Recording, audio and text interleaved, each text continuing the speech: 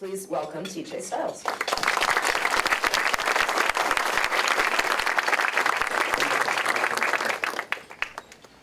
Thank you very much. Please keep eating and drinking. I realize that I'm speaking to a room full of lawyers, which of course gives me certain trepidation about the inaccuracies or ways in which I'm not going to be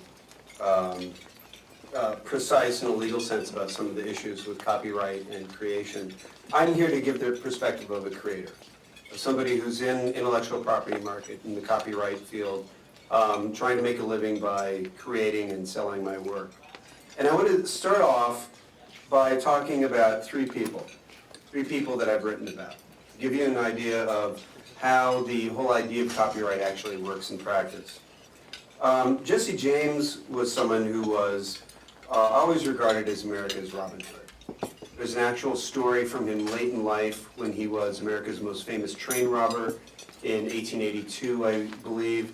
He went to a railroad station in St. Joseph, Missouri, and applied for work, saying he had a lot of experience in train work, as indeed he did.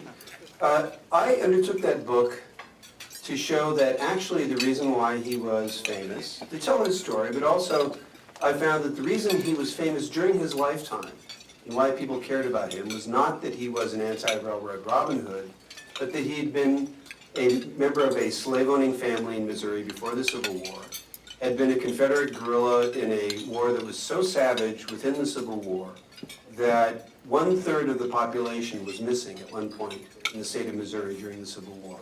Out of 1 million people, a state census in 1864 found that 300,000 were missing. They weren't all dead, but they'd fled or been driven out or simply unavailable. After the war, Jesse James and a group of Confederate guerrillas kept engaging in armed robbery and in violence. And what made Jesse James stand out is that he wrote letters to the press and made an alliance with a newspaper editor in which he was explicitly political, opposing Reconstruction, opposing the Republican national government, and trying to bring Confederates back into power in Missouri. If he was alive today, we would call him a terrorist. That was an approach and a subject that had not been taken seriously by the Academy. In fact, a previous serious biography by a scholar had been written in 1966. My book came out in 2002. The second person I wanted to talk about is Cornelius Vanderbilt. Now, some of you who actually graduated from law school may remember Gibbons v. Ogden. This was the first Commerce Clause case. Cornelius Vanderbilt was Thomas Gibbons' employee. Gibbons was the only man that Vanderbilt ever worked for. And Vanderbilt, as a young upstart, he was an untrained, uneducated young sailor. He could read and write, but not very well. I found letters in his own hand in which he misspelled a 3-letter word 3 different ways in the same letter. And yet he was the right-hand man for Thomas Gibbons. Even going to see lawyers, he actually went off to Washington to hire Daniel Webster to argue Gibbons v. Ogden before Chief Justice John Marshall in his Supreme Court, and actually stuck around to hear the early arguments in the case. And he had his own case against the Livingston Steamboat Monopoly, was up on the docket, and it was Vanderbilt v. Livingston. And you haven't heard of that because that case was not heard because they won their cause against a monopoly granted to the aristocratic Livingston family by New York State on steamboats. Not a patent, but a monopoly granted before steamboats had actually been invented.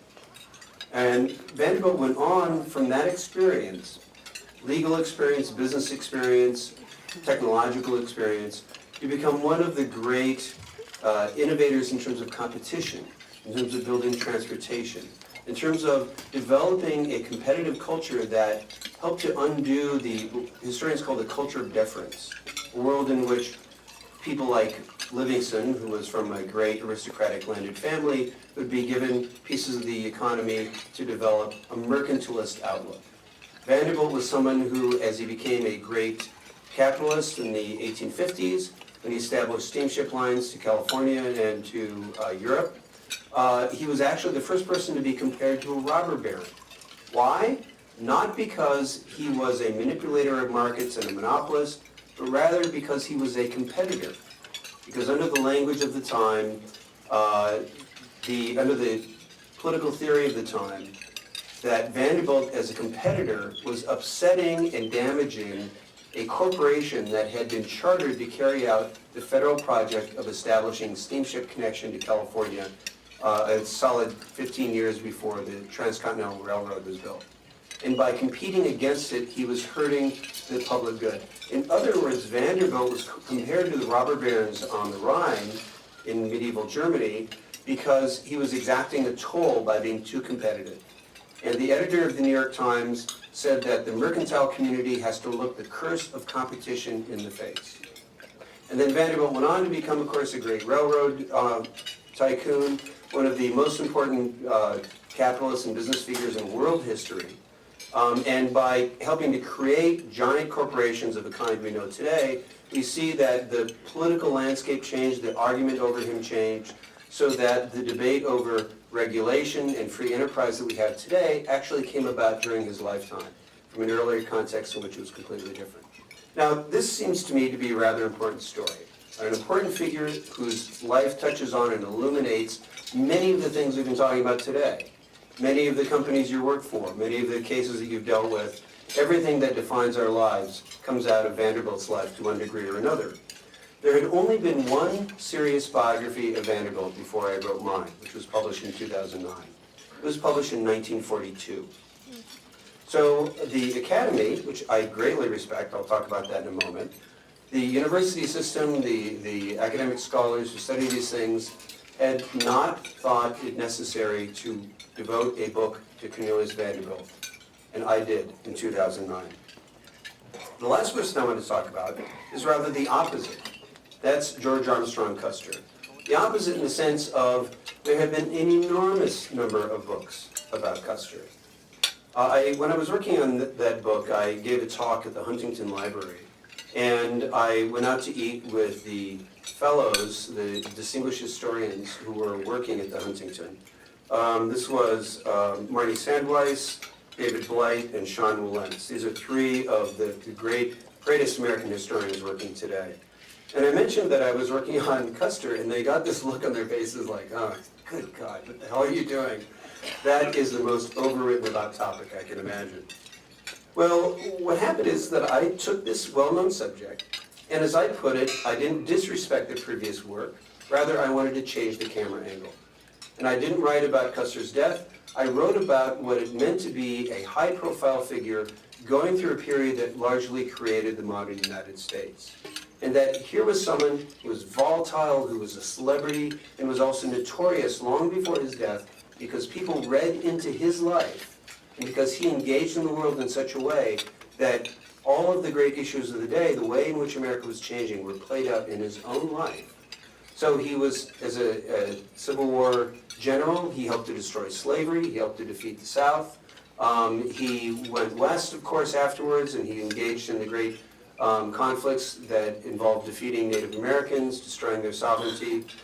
He was someone who was also involved with politics. He went from being a part of the forces of emancipation to opposing the ratification of the 14th Amendment on the stump with Andrew Johnson in 1866, embroiling himself in political controversy by opposing the first Civil Rights Act, by opposing Reconstruction and the establishment of the civil rights landscape, indeed the civil liberties landscape we have today. He was someone who embroiled himself in business. He used his celebrity from the West to try to float shares in a silver mining company on Wall Street. And in fact, he gambled in stocks on Wall Street and left his wife in huge debt. He was someone who also wrote and discovered that writers back then, as today, but for different reasons, writers back then didn't get paid much because the U.S. did not recognize foreign copyright. And so he serialized his memoirs for a national magazine, but that national magazine was also publishing Trollope and other British authors who, of course, got nothing.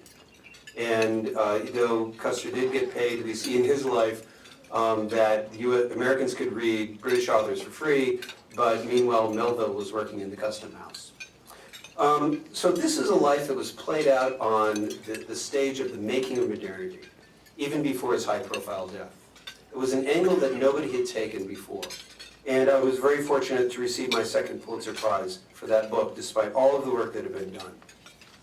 Now, I wrote these books for money. This is my living. I thought that they were good ideas. I thought I can find a place in the marketplace by trying to write with literary style to try to address these ideas seriously, to present big ideas, but also to tell a life story in a compelling and interesting way, to pick people who people want to hear about. They want to know those lives. They want to know what it was like to be those people.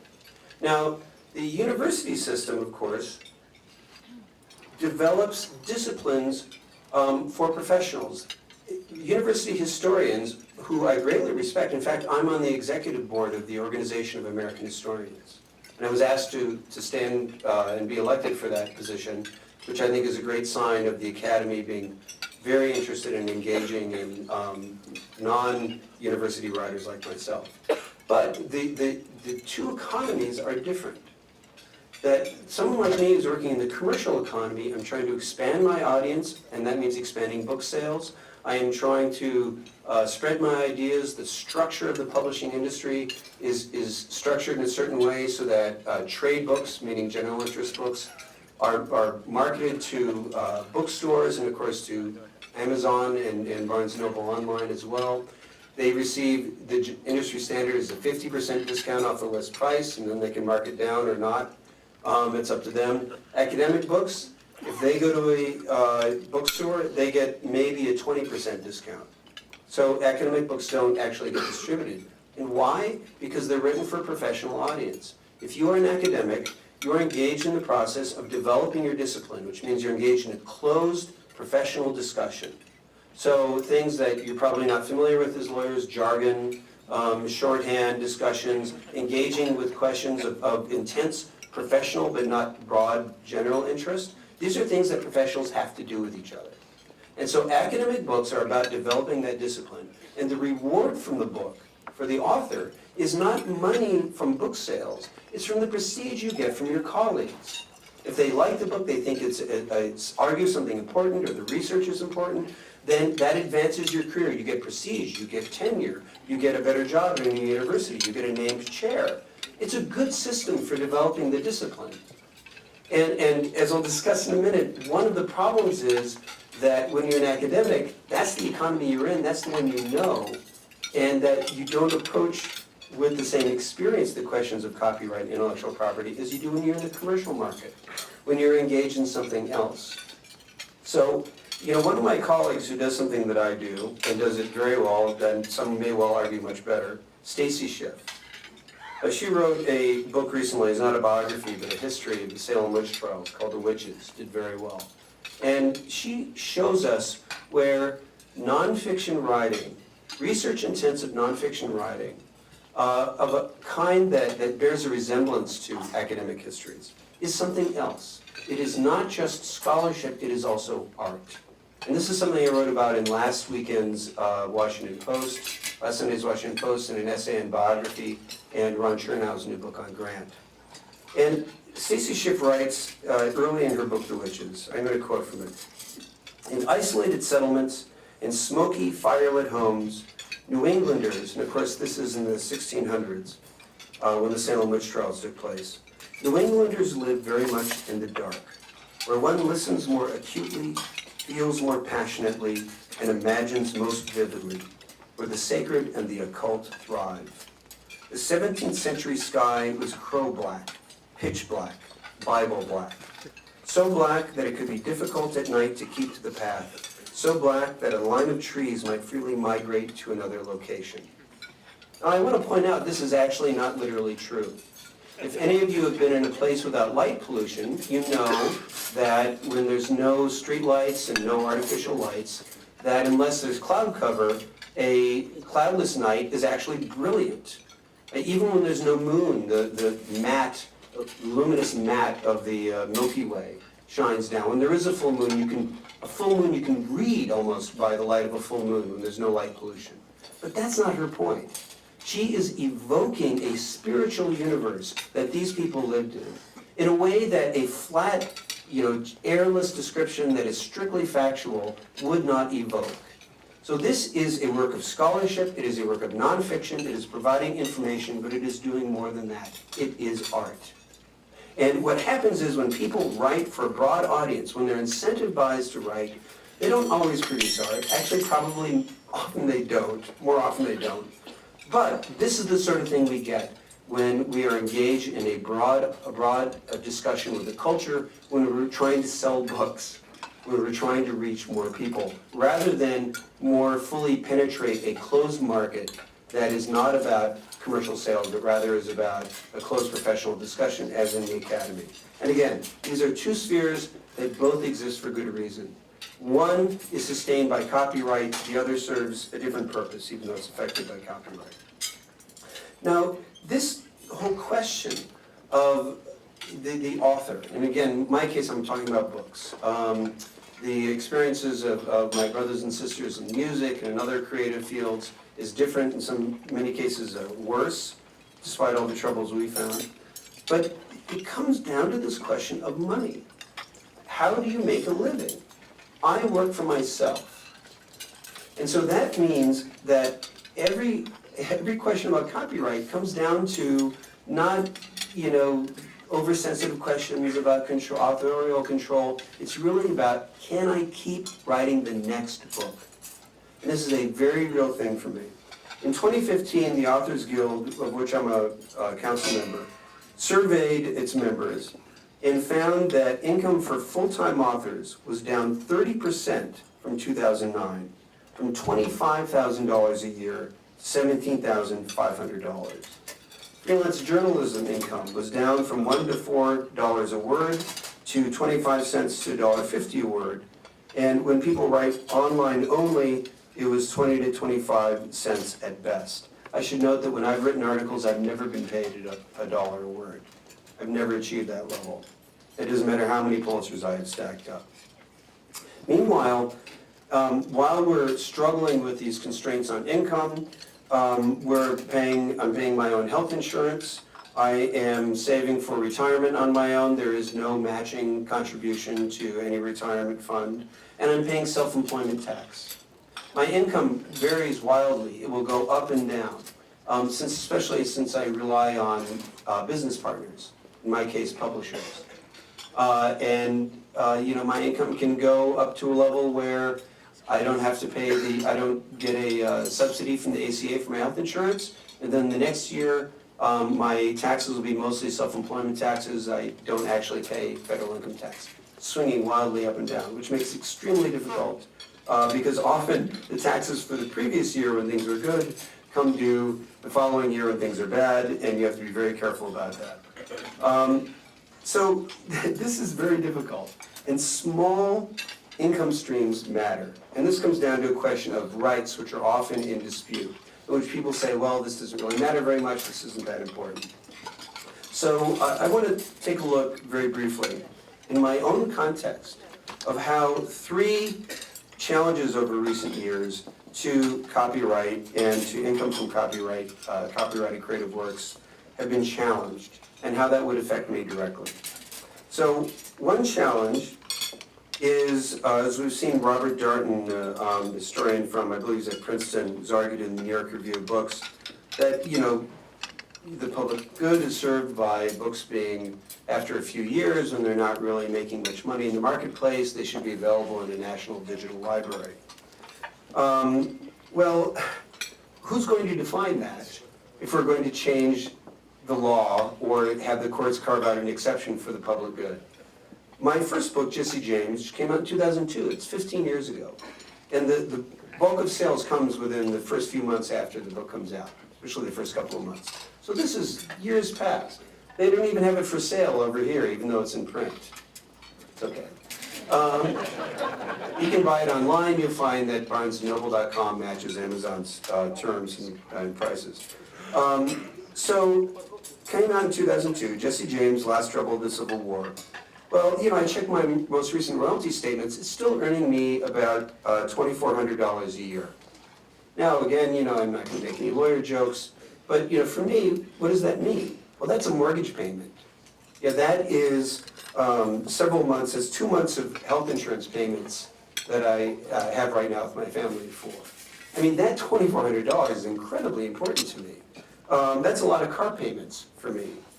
Let's look at the first Tycoon. It came out in 2009. And as you can see, it tends to be more available. Well, this is a book that earned me last year, my royalties were $21,000 in the first Tycoon, which, by the way, was never hit the New York Times bestseller list. And I'll tell you another story about that in a moment. Well, $21,000 a year, I mean, that's almost a year of health insurance premiums for me. That's quite a few examples of mortgage payments, et cetera. That $21,000 is critical for me. And not only that, but there's always a chance that an older book can find a reason to suddenly come back into the public attention. An example of this, even though it's not terribly old, but an example of this is Ron Chernow's Hamilton. Now, this is an exceptional example, but it serves the same purpose. You know, often an older book will get auctioned, or the auction is floating around and someone decides they actually act on it. It gets made into a film or a TV show. It has a tremendous effect on the value of the book for the author, and sales can suddenly spike. And so, you know, Ron Chernow, the stories are that he's making $1 million from his 1% of the gross from the musical, but his book sales have also spiked tremendously. Now, you know, if somebody a year before that had said, if we had some sort of fair use exception for the public good, this isn't really commercial, and now, you know, it should be, I mean, this is, you know, these things can turn around for us. And it's incredibly important to us. And so the idea that, you know, someone who's in a university somewhere arguing about the public good should suddenly cut off even that small income stream can have a tremendous effect for someone like me. Here's another challenge, which was a few years older. This was when Amazon tried to market a Kindle audio function so that it would read the book aloud to you. Now, the Authors Guild got into a lot of trouble for fighting against that. Fortunately, it's a fight that we won. But the right to perform your work is incredibly important. So audiobook rights can be very, very important. My total income from the first Tycoon for audio books was $32,000. And that's with an ongoing stream. So for example, in my last royalty statement, you get them twice a year, I got $1,800 from audio income in my last royalty statement. Again, for me, an extremely important sum that represents months of various types of payments that I have to make in order to live. That is the amount of money I might spend on a research trip. I'll be making research trips for my next book on Theodore Roosevelt. I'll spend weeks in Boston where the Roosevelt papers are. I'll be traveling around the country for that. That money's got to come from somewhere. Custer's Trials, I've made $9,000 total from audio rights for that. People don't like Custer as much, I'm afraid. It's a good book, though. You should buy it. And then I'll note also that this is not because we're stingy people who hate people who need audiobooks. In fact, I have been a willing participant in the Library of Congress's Talking Books program, which provides free of charge to people who are vision impaired audiobooks. I participate in that. And then, but to have the market then destroyed, there's no actual basis for that, except for giving an advantage to one company, its corporate strategy and marketing a product. And then meanwhile, devaluing, destroying the market. Now, again, we won that fight, but this is the kind of challenge that often comes up. Again, belittling the critical importance of these subsidiary rights or smaller rights to a book. The third challenge is an ongoing problem right now. The Internet Archive has a plan which could, if carried through, actually destroy the library ebook market, where the Internet Archive, well-meaning folks, I don't think they're a bunch of villains, but they want to make ebooks available to libraries across the country. So they're asking people to donate in copyright books. Their original plan, again, I don't know how exactly it's going to shake out. The original plan was to get books donated, they would digitize them without permission, and they would provide a copy to any library that asks. Now, for some books, the library market is almost the entire market. And for books like mine, even though it's a smaller slice of the market, it's still, again, these small streams of income are critically important. With the first Tycoon, I've been able to identify the specific ebook library sales, not the physical book sales, but the ebook sales, have been over $2,000, $2,100 that, as I can figure out. Royalty statements are hard to read, quite frankly. There's multiple editions that are listed. Some are promotional, so others aren't. For Custer's trials, I see a royalty stream from library ebook sales of $1,300. Now again, this seems like small potatoes. Believe me, for me, it's not. When my income is swinging up and down, that $1,300 is critical. And so the problem is that we face, as we're facing these challenges, these ideas that there is a public good to take our work through fair use or through a corporation like Amazon saying, well, we'll market a product with this feature that could potentially destroy a market for us, is that we're seeing a devaluation of creative work on multiple fronts. So one of these fronts is the theoretical front. I live in the Bay Area because that's where my wife is from, and I'm right in the heartland of people I call the digital millennialists. People who believe that the onset of the digital technology and the digital economy has completely destroyed all the old rules. Everything's different now. It's no longer an economy of scarcity, which is a lot of garbage. I mean, scarcity has never defined the market for intellectual property. If you work in 19th century US history, as I do, every town of 1,000 people had 5 newspapers. There was a printing press under virtually every bed, it seems like. People were printing and copying stuff like crazy. It has always been easy to copy written work. It's now, yes, it's easier, but it's not like all of a sudden it got easy, that the amount of paper in the world defined how many books there were. In fact, the amount of paper in any book never determined its price. So we've got these digital millennialists who are still promoting an early 1990s ideology, the kind of hacker ideology that information must be free. The idea that, again, creative work like mine is just information, that it's just facts, and that ignoring the fact that people like myself, as I've laid out in my 3 books, are contributing something that is not being provided by the much valued academy, something that is both art and information and also new perspectives and new ways of thinking about issues that I'm incentivized to do because I can make money doing it. Though often the prospects of profit from doing it have been very slim. When I say that my second book on Vanderbilt was so big because it's a tombstone to the 401k that gave its life so the book could live. When I won the National Book Award, it came with a $10,000 prize, and I said, you know that your business plan is terrible when you're counting on winning the National Book Award to keep alive for the rest of the year. Then we have this argument that's being made. Again, people like the Electronic Freedom Foundation, Fight for the Future, which the scuttlebutt has it, and I think it's pretty well founded, are actually funded by large digital companies, especially. I can't think of any specifically. Again, I'll get to that in a moment. There's a course in company with this outright black market digitization and piracy. And I've been to the copyright offices roundtable in San Francisco. Google made a big case about, we put those searches back. You can find them like that for pirated works. And almost any work. And books, again, don't have it as bad as music and as visual arts, the photography, film. These things get pirated even more rampantly than books because people still like buying physical books, thank God. But still, the piracy is absolutely rampant. And the problem is, with piracy, is often the argument against it is, oh, well, how many book sales do you really think you're losing? Who would get a pirated book who would otherwise buy it? That is not the point. We have a social compact in a market economy in which we agree to pay for things that we want and that are for sale in the marketplace. And the problem with rampant piracy and the fact that the policing of piracy is privatized. And so in an environment like my own, in which I'm writing books as an individual, that's what we value. We don't want a giant machine with a staff of 50 writing every book. We want individual voices. My publisher, my book publisher, it's not their voice, it's not their speech. This is something journalists get wrong when they don't understand why there isn't fact-checking at publishers. Well, other than the fact that every book would be $100 a copy or more, because it would be so expensive, the point is that when a newspaper publishes something, it's the newspaper's speech.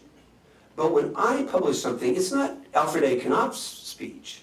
It's my speech. It's up to me. It's my voice. They're my business partner. They are not the person who is writing this book and publishing it as their own.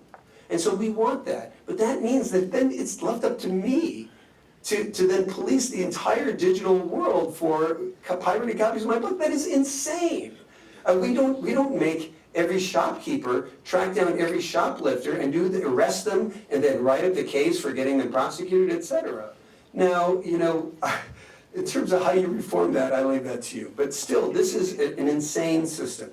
So the problem is that when there's no policing, there are no penalties, and there is a rampant piracy, it contributes to the breakdown of social compact. It contributes to the breakdown of price expectations. And again, the author's loss of control of the ever-degrading income. Some of that is from competition for eyeballs. There's ever more media that's available. People read less when they can be staring at their iPhone. I get that. I mean, I want to have a chance to succeed. I've never asked anyone for a guarantee of success. And yet there's also a problem of this continuing degradation of the value and the belief that you actually have to pay. And again, photographers, they get it much worse than we do. Musicians, they get it worse than we do. And believe me, it's hard on us. People don't really think you have to pay anymore. It's digital. It's nothing went into it. And again, never have book prices been determined by the amount of paper. You're not buying paper. You never have been. And you're not paying for the electrons that's in your reading device if you get an ebook either. Now, again, part of the problem we have right now is that, as I mentioned, we're disaggregated individuals. And this comes to another area which, again, I realize that I'm beginning to move out of the question of intellectual property and copyright. But the fact that more and more of the digital landscape, and indeed the entire economic landscape, is being channeled through a few very, very large companies, which completely belie the hacker ideology that they're actually funding right now. This is a problem. So, as income from creation and from writing is in a digital landscape, we're seeing the author, the creator, the income is being separated from the act of creation, and it is now being collected by the aggregator and the distributor, the digital platform companies. And so, for example, if your work gets pirated, and one of the ways in which YouTube pirates my work is that YouTube runs scores of videos which give you information on where to go for a pirated copy. And then meanwhile, but you have to wait to see that because YouTube is selling an ad against that. And they're selling ads on the side. In other words, the rise of advertising, well, you don't have to pay for anything more. Advertising pays anything. I don't get any advertising income. I am creating those individual units. Each book is a unique product. The total universe for each book is small. 30,000 hardcovers is a tremendously successful book in today's world. 30,000. You're not selling advertising against that. But Google or Facebook or the other platform companies, again, companies that have been very innovative, that have changed the way we live in a lot of ways for the better. I am the opposite of a Luddite. I think a lot of the people who criticize people who believe in copyright are actual Luddites, where they argue that I should think about my books in terms of scarcity in physical books rather than the creative work being what has value. But those platform companies, they want the price to be zero because they get money by aggregating more and more and getting more eyeballs. So they don't care about selling the individual unit. And even in the case of Amazon, now I realize I'm really straying, but this raises real interesting antitrust and monopoly and monopsony issues. Amazon has taken steps to really damage the market and to change price expectations. Books are a single-digit part of its business. And yet within that market, the book market, they control the vast majority of the total book market. So in other words, they can monkey with price expectations and they can monkey with that market to serve a larger strategic corporate purpose. An example of this came up when my second book came out. It was when Google was trying to launch a $9.99 for any book plan. And what they said was, no book should be more than $9.99. And I had this giant book that I'd spent 7 years writing, that, as I said, I came close to going bankrupt writing. And they said it should be the same price as, a thriller that, there are a lot of great thrillers, and some great thrillers that have been written in 6 weeks, but a thriller that was written in 6 weeks. It should all be the same. Again, it's digital, it should be almost free. And it has a price, it has a policy on its reviews. It says, no reviews can be about the price, except when it's about, complaining that books are more expensive than Amazon's $9.99 rule. And it was Amazon that was setting the price. They chose not to set the ebook price at $9.99. And yet they allowed people to say, this is outrageous, this book is being sold for more than $9.99. No book, there's no reason why any ebook should be more than $9.99. As if the value of the book, and I could give you the details about how the price structure works and what actually the price of a book represents. And that's just ruinous, that's ridiculous. When I am only making one book, writing one book every few years, and I'm looking at a universe of the tens of thousands, and then they are deliberately crushing down price expectations to serve their corporate strategy, well, that serves them wonderfully. It drives people into the Kindle, it brings them into the e-tail universe that they occupy, and makes people consumers of all products that are actually profitable for Amazon. But meanwhile, me, the provider, that hurts my speech. This is a speech issue. Copyright is the first free speech clause in the Constitution. It creates a market so that I don't have to rely on patrons. I have a good friend who is one of the great writers in America, and he produces books regularly for a large foundation which provides a generous grant if you write books that relate to science and technology. In other words, the people who pay are the ones who determine what you write about.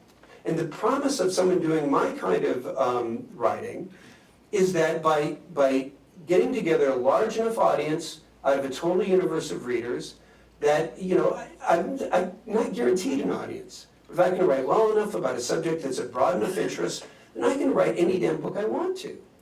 And the Academy, they want to write a narrower book that's about developing the profession, that it doesn't have a broad audience. That's okay. That's what that economy is for. But meanwhile, I'm liberated to write about questions that aren't of interest to the economy. Cornelius Vanderbilt, take a new angle on Custer, to reinterpret Jesse James. These are things that actually matter, and I'm incentivized to write about them because I can find my market. And so I realize that, this is not going to be something you're going to be debating in your panels, but the rise of these large digital corporations that so dominate the landscape is that they change the market, and that they actually end up crimping speech, and they end up crimping creativity. Because if you can't afford to do it, you're not going to do it. I'm incentivized, like musicians and others who do a lot of performing, I'm incentivized to do things other than create. I'm out doing, for example, things like public speaking.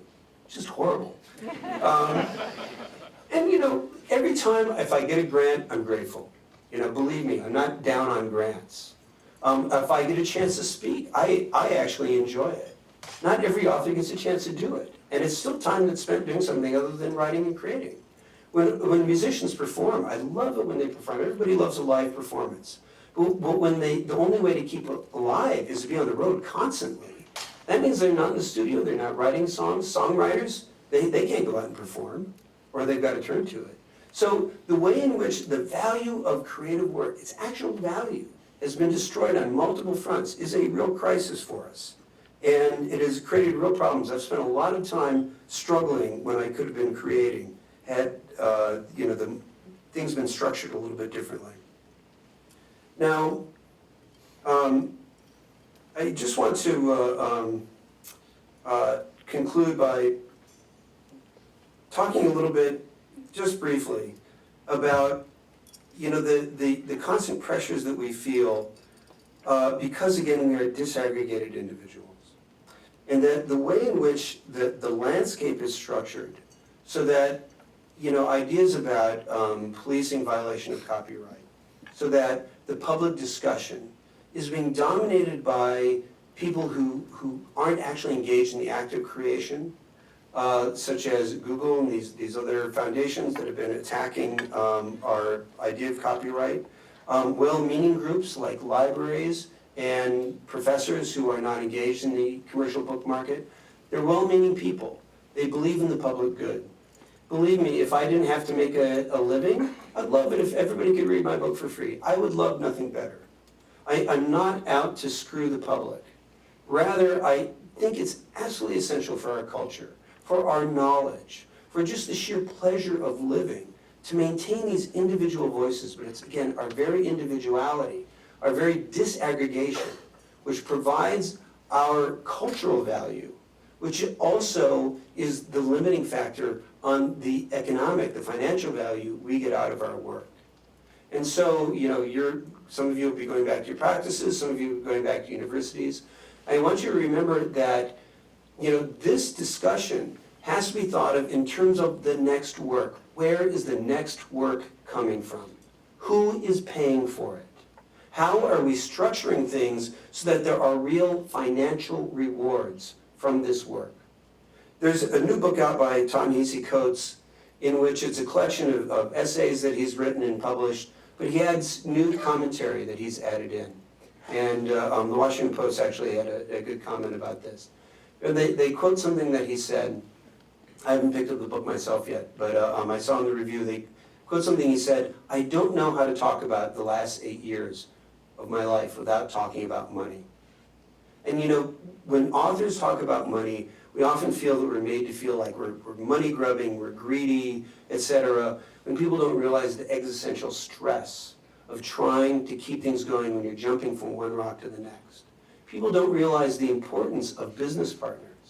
Again, I love the fact that individual authors can go out and self-publish these days.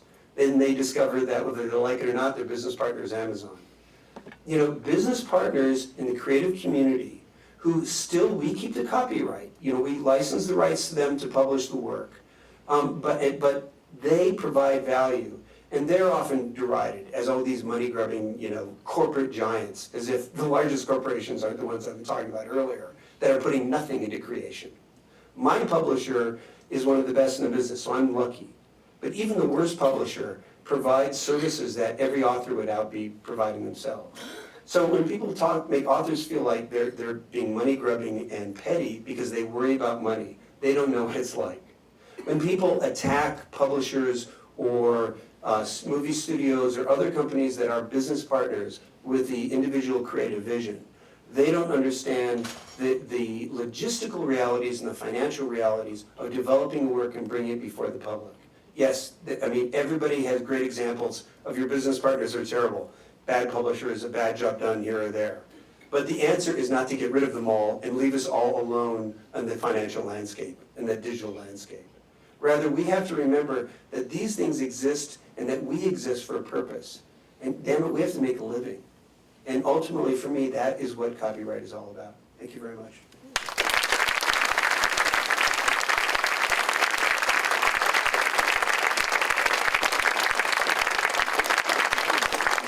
And if there are any questions, I'll be happy to take them. And feel free to ask about the specifics about my book, like why I think Custer died at the Little Bighorn. That's fine too. But if there are no questions, then I will sign books. I encourage you, by the way, it's bad luck to read them without buying them, I hear.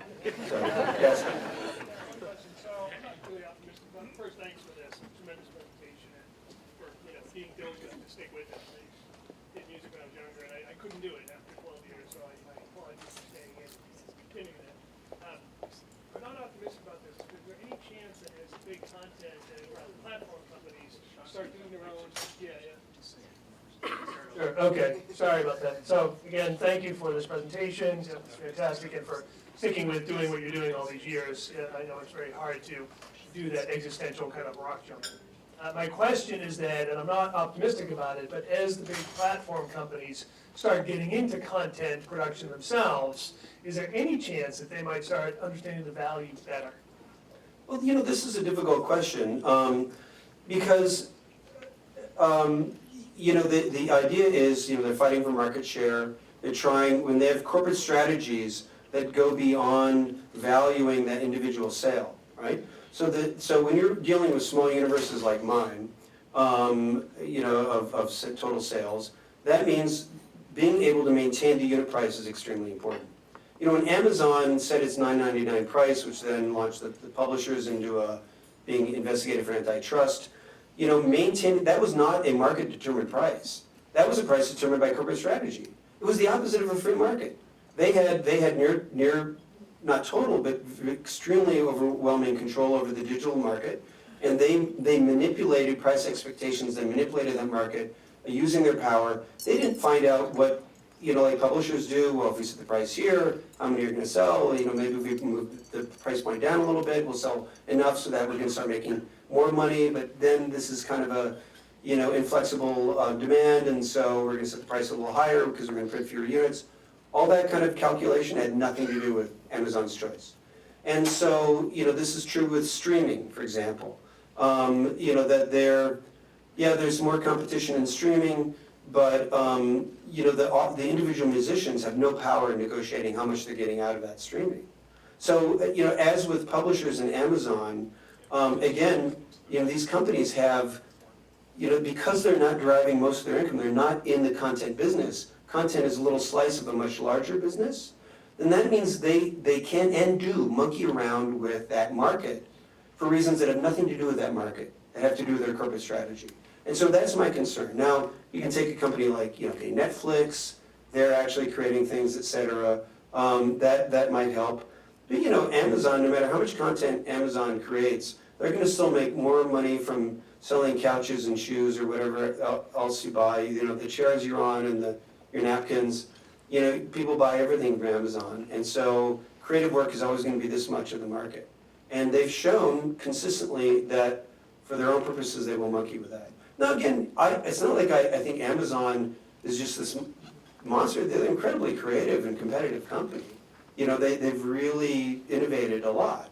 The problem is they're also ruthless bastards who don't care about me, and that's a problem. And so, this is the world we're in. So will they care more? I don't know. But they're not, in terms of price and value, they're not going to care unless it benefits them in some way, and it will never benefit them as much as it benefits me. It's not like I want to jack the price way up. It's just that I want to actually be able to find a market price for my work. I don't want the price to be artificially depressed and have people's price expectations to be set to zero because it serves somebody else's corporate strategy. So who knows, but I'm skeptical. And maybe you want to ask me about patent law. I'm sure he's here, the guy sitting next to me during one of the panels today started asking me about my views on patents. I have no idea.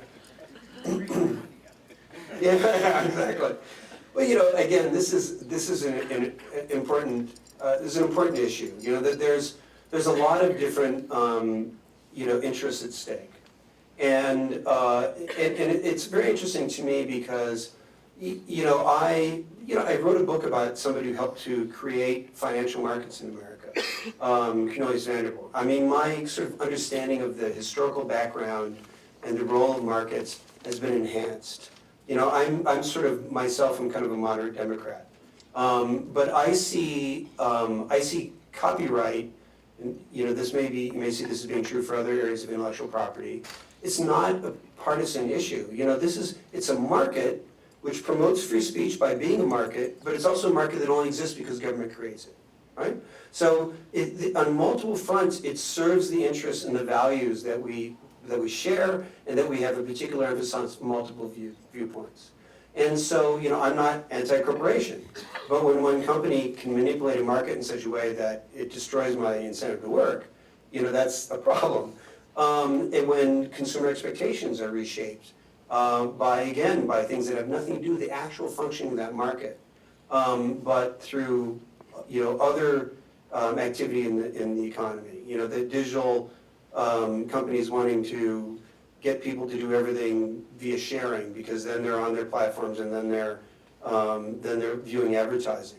You're separating income from creative work from the creators, and that's an issue. And things that can be done with less regulation, great. When there's regulation is necessary, we really need to understand that.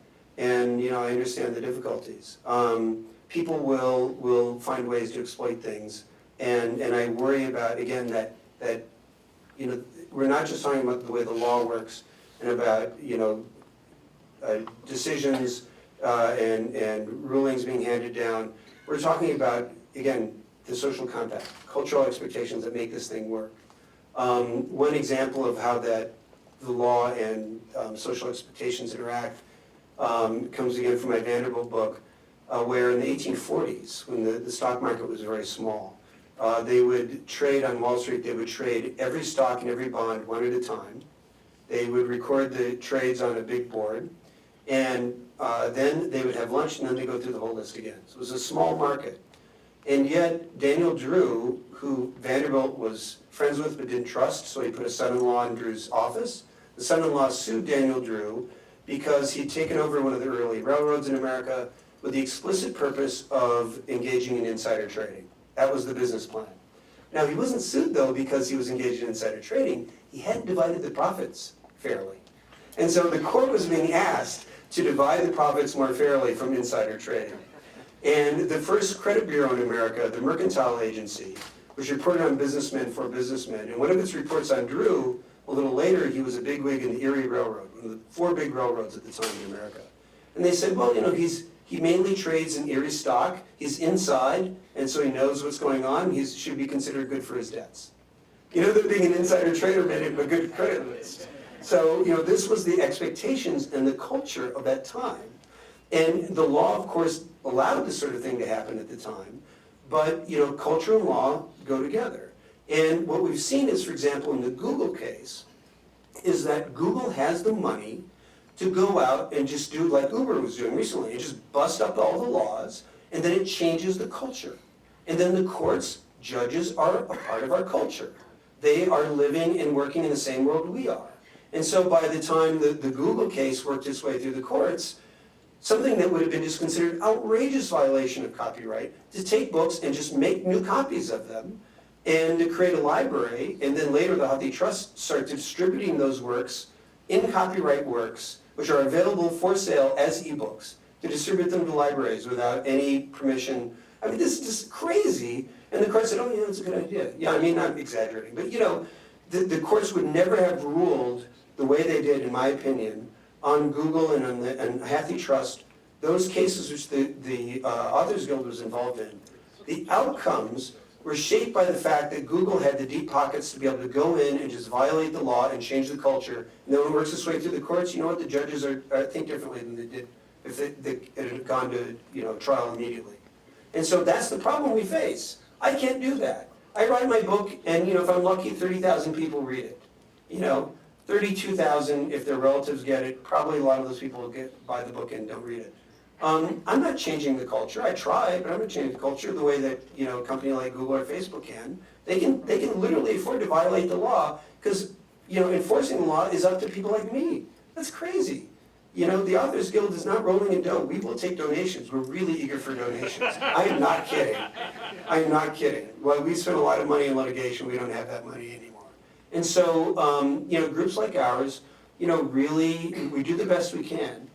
Individuals can't do it on their own, but this is the landscape that we're facing. And so, you're having your panels and you're talking about the law and, what the Constitution said, et cetera. Meanwhile, like the big players are out there busting up the joint. And, afterwards they come in and say, yeah, I kind of like it with broken shares. That's what's happening.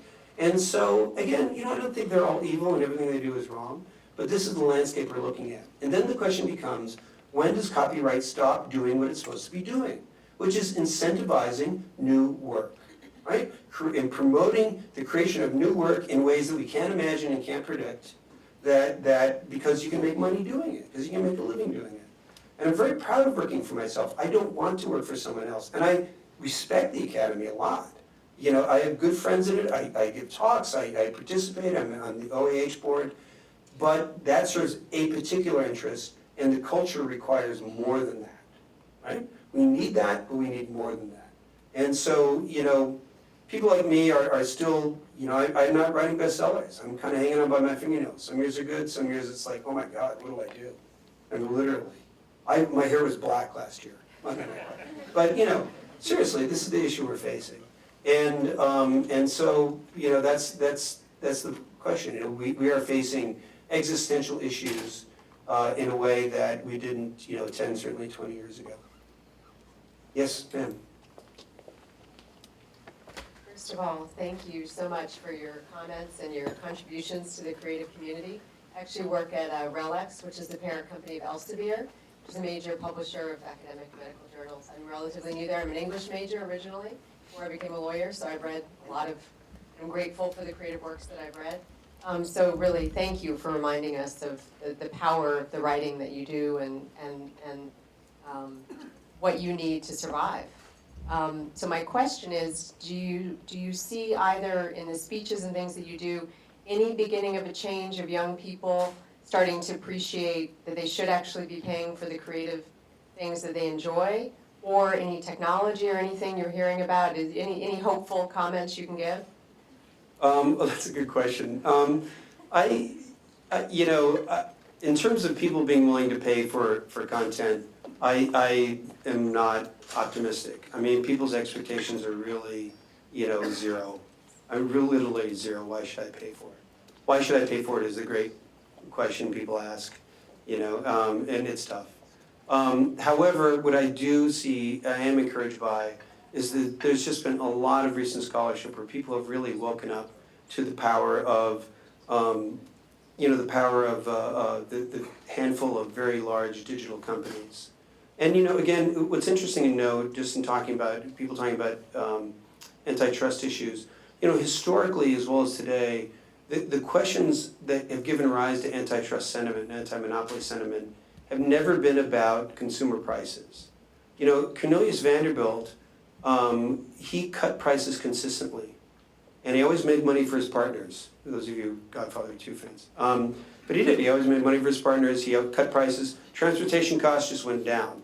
And yet, people felt the power of a few large companies. In 1867, when Cornelius Vanderbilt took control of the New York Central, he was having a fight with it, it was his connection to the West. He controlled the only railroads that ran into New York City. And they met the New York Central at Albany. And so some old business foes took over the New York Central, their agreement broke down, they betrayed him, and so he refused to accept any more trains from the New York Central into New York. In the middle of winter, during a huge storm when boats couldn't reach Manhattan. So this one person, long before he reached the height of his power, was able to cut off the nation's largest city from contact with the rest of the country, basically. I mean, there were literally newspaper editorials saying, we're going to starve to death if this goes on too long. It was an example of corporate power. Now again, I'm not anti-corporation by any means, and I'm not anti these companies in and of themselves.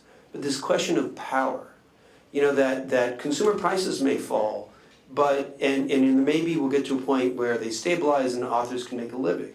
But meanwhile, how many works are lost? How many people, how many Melvilles are working in the custom house?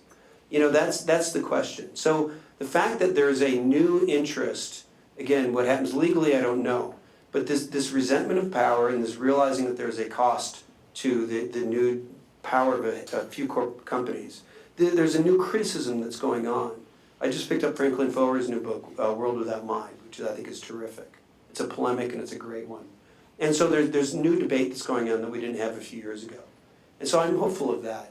And I'm lucky because most people still buy, most books that are sold are still physical books. Frankly, it's a great technology. It's a nice way to read. People still like it.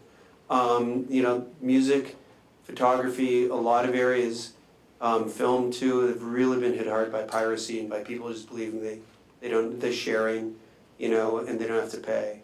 And on that front, I don't know. I mean, it's tough. And the wolf's at our door, and it's a tough time.